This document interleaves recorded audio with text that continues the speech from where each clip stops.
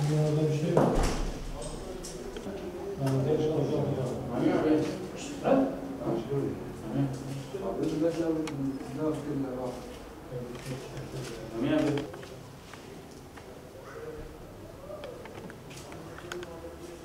Sadece koltuk mu yandı?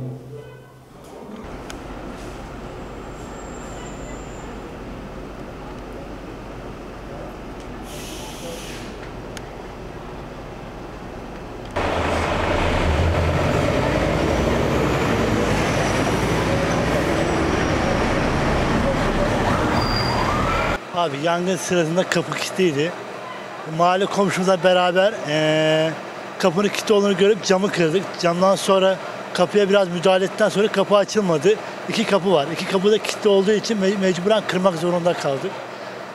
İçeride birileri olduğu şüphesiyle acil bir hızlı şekilde itfaiyeden önce müdahale etmeye karar verdik. Kapıyı açtıktan sonra içeride ağır bir basınçta siyah duman vardı. Ve dumanın çıkmasıyla İçerideki o yanan koltuğu insanlarla beraber, hani komşularımızla beraber müdahale ettik. Aldık dışarı attık ve itfaiye o esnada geldi. Koltuğu attıktan sonra o esnada itfaiye geldi. Biz zaten ateşi çıkarıp dışarı attıktan sonra itfaiye gelen müdahaleyi yaptı.